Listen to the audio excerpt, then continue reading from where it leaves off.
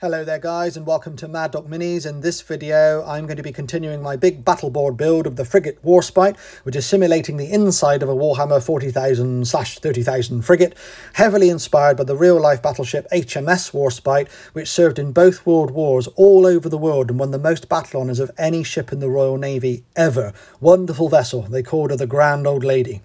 So ammunition trains is what we're talking about then. I want a big chunky train to bring up the stupidly sized ordnance from my tertiary battery that I built in the previous video. Go and check that out if you don't know what I'm talking about. So yeah, a bit of a silly idea, but I want to go with it. So I'm using this child's train set, which is a Tomy train set, which is kind of a vintage item these days. And it's got magnetic couplers. It looks nice and chunky. It's very toy-like. It's bright colours and very big and oversized. But I think it's going to translate well over to Warhammer 40,000. I'll start off by kind of trimming things down a little bit, taking off these Lego style studs off of the wagons. I don't really want it to look overtly like Lego if I can help it. And just kind of shave that down and give it a bit of a tidy up. And after that, we're going to be adding a little bit of detail in the form of some granny grating into the center for some texture, and some Lego components in the form of some clamps and vents to add. That's kind of not just adding detail, but it's going to represent and actually function as the clamps that will carry the big shells, so that the big shells will sit in these things really nicely. So that's nice. And I do work out of this phase that I'm much better off actually keeping some of the studs on, because it will help me kind of line up the Lego nicely, because bizarrely Tomy and Lego are actually compatible. So I'm better off keeping on some of those studs, and that's exactly what I do for the next two wagons. So that happens in scratch bashing. You learn these things on the fly, and I was lucky enough to catch that, you know, early, so I could benefit on the next two wagons. It happens all the time with scratch bashing. So there you are, just sticking them straight on. Look, blob of super glue afterwards helps to keep them secured, and the next two wagons go very smoothly because of that. So I do a little bit of a dry run, just testing that the shells will actually fit nicely into those slots, which they do. I am going to detail the shells more, these kind of yogurt drink containers that I'm using. They're going to look more like shells by the end, don't worry. I'm going to do the engine now, and I just take a spare wagon and I just glue this engine component from the galvanic servo haulers kit straight onto it with some hot glue. That easy, really. A little bit of granny grating. I put some other bits and pieces on there for some details, some other plastic components and bits of Lego, and jobs are good. And simple build, but I think it actually ends up looking really nice. It looks like a nice solid sturdy shunter, exactly what I want for moving these big kind of shells around.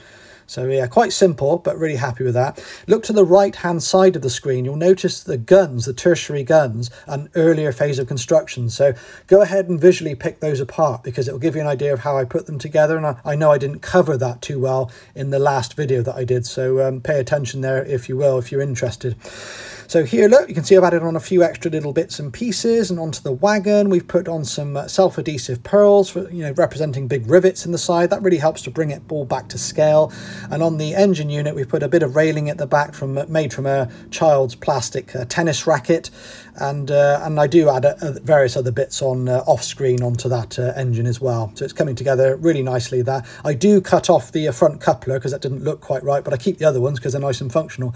And I do leave enough space to put a man on, because I kind of want the option in role-playing stuff of someone maybe moving the train around or commandeering it. So happy days. It's all coming together. I'm going to go to the next screen in a minute and show you what it's like all primed up. I'm going to kind of fast forward a little bit for you guys. So join me in the next screen.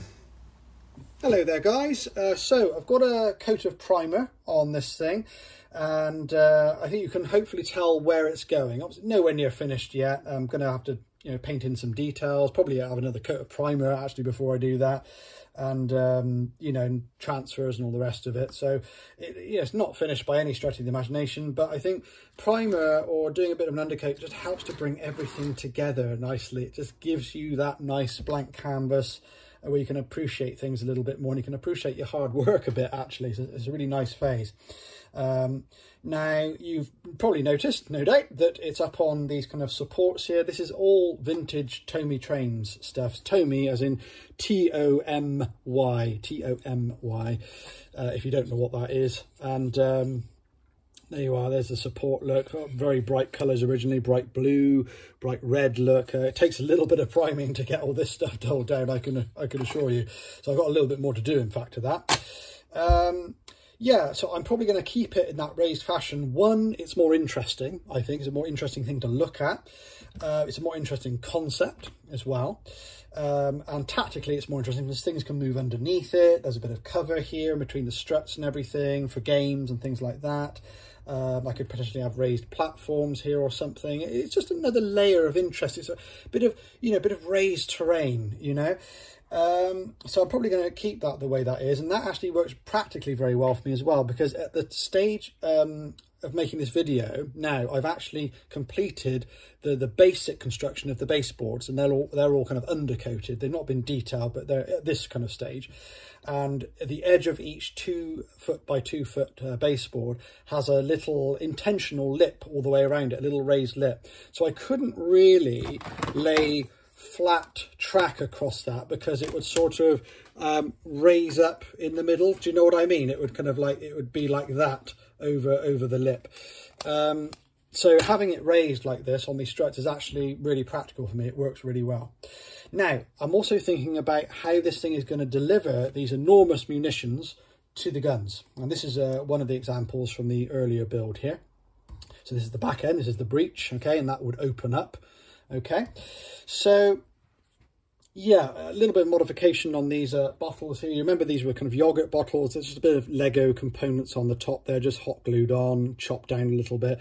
And there's a coin, 1 penny on the back there, hot glued on, just for a bit of counterweight, because they were getting a bit front heavy on the wagons there. They were tilting forward, so that just counterweights it back. There's another thing that scratch bashing does. You just work out these things along the way. I haven't got any footage for that. I just did it on the fly.